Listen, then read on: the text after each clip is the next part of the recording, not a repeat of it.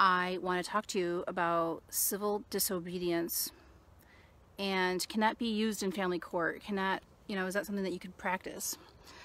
So yeah, the only way we have been able to progress as a society historically with every single civil rights movement, the cornerstone to those movements, gay people, disabled people, women, people of color, the only way to get to reform was through civil disobedience.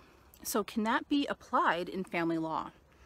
Yes, it can. So a lot of times people think civil disobedience would be like letting yourself get thrown in jail for not complying with a psych eval. That's one way to do it. Okay, that's a moderately aggressive way to exercise civil disobedience in family court. There are other ways to do that. One thing that you can do that's very gentle and loving to yourself, and also without as much of the impact that going to jail would have, is self-mastery.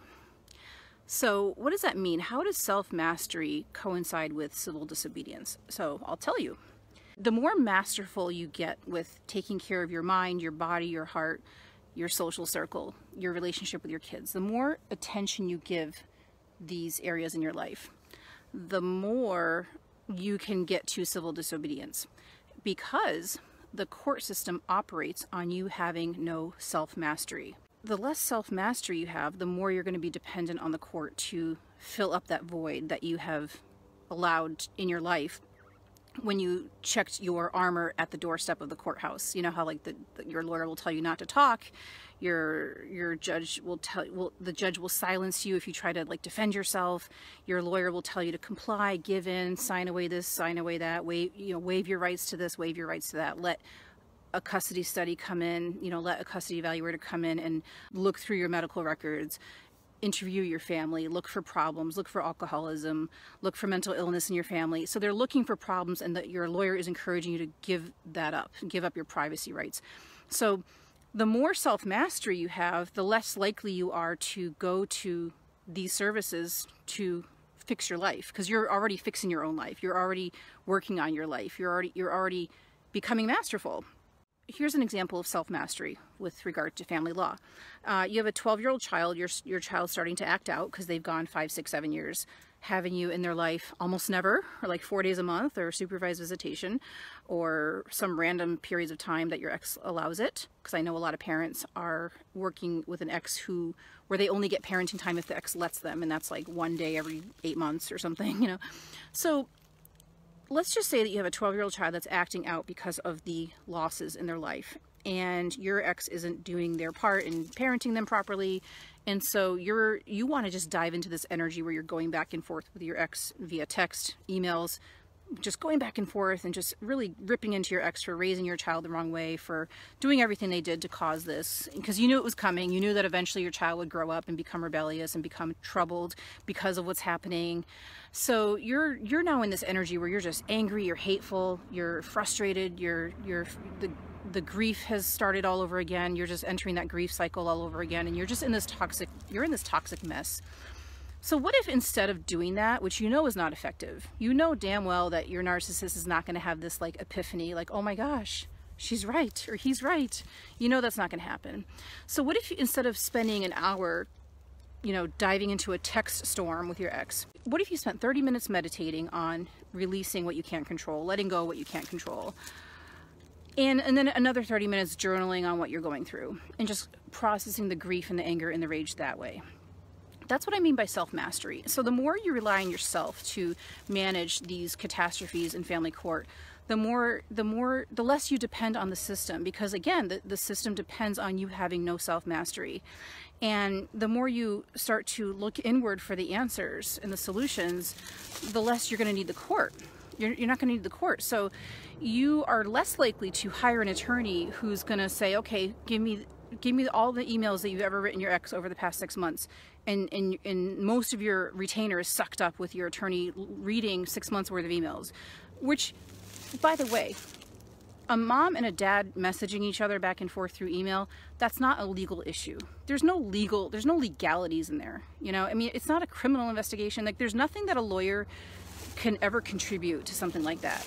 because it's not a legal issue. It's just two parents not getting along. That's not a legal issue. So when you hire a legal expert to pour through drama between mom and dad, that's not, you're hiring an attorney, you're hiring a legal expert to do non-legal things. But see, the thing is, that's easy money for them. All they have to do is dive into a little soap opera for a while, and they could charge $300 an hour to read two people not liking each other and fighting. So there's no legal, that's not a legal issue. What your attorney should be doing is reading about your constitutional rights, and so you could get your child back, regardless of what the ex is doing, because your ex has nothing to do with your rights, period.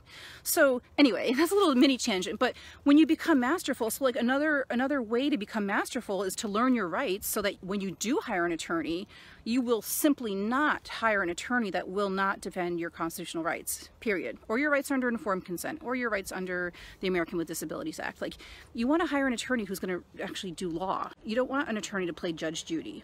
So to become masterful, it's really about going inward for the answers, inward and upward. So inward, go into your heart, go into your soul. What's your soul telling you? What's your heart telling you? And then upward, what is your intuition telling you? What is your wisdom telling you? You know, what's your rational side telling you? Because the thing is, like, if something feels weird and it doesn't feel right and it doesn't make sense, it's probably because it doesn't. Like, you're a moderately intelligent person. You've been on this planet long enough to know that if something's not going right, it's probably because it's not right. And how many times have you gotten those kinds of hits in family court where you're like, this is just weird, this doesn't make sense, this isn't law? So, or whatever, if something just feels wrong, if it feels icky, if it feels invasive and violative, then it is wrong. So part of self-mastery is just also saying no, because the word no is your life vest in family court, and most people don't know that they can say no. They don't know that they could say no. They don't know that they could decline a psych eval or decline a custody study, which saves you money. So again, the less time you're spending, the less time, money, and energy you're spending on court stuff, court people, I like to call it, evaluators, GALs, lawyers, mediators, the less time you're spending, the less time, money, and energy you're spending on these people, and the more time you spend rechanneling that time, money, and energy back into you, the more masterful you become. And mastery, self-mastery, is a form of civil disobedience, because the more masterful you become, the less you're going to be relying on state services to fix your problems, and then you become a liability to the system. So now the system is spending money on you. You're costing the system money. No one's making money when you're masterful, when you're relying on yourself. No one's making any money. So that's good. That's a form of civil disobedience. It's like a soft boycotting. When you're hiring fewer people in the system, you're performing a soft boycott, similar to what the bus boycott was like after Rosa Parks got arrested. So it's just an alternative way to look at this, because you know damn well this isn't working. What we're doing is not working. This 50-year family law catastrophe to the American public is not working. It's not helping our children. We have been, our special education budgets are exploding. Public health is declining. Family law doesn't work. We have to do it differently. We have to do family law differently. So a good start is to work your way into the mindset where you now run your own life. And that just requires a mindset shift. So we're going to talk more about this in my masterclass, which is tomorrow and also Wednesday. So I'm going to be putting a link to my masterclass where we're going to get more into this. It's a free masterclass. Click the link and come on. And if you have questions, you can ask questions in the masterclass, okay? It's been a wonderful couple weeks with me performing this, so I want you to come on and be a part of this little community that we're building. So thank you so much for watching. Thanks for coming on, and we will talk soon. Bye-bye.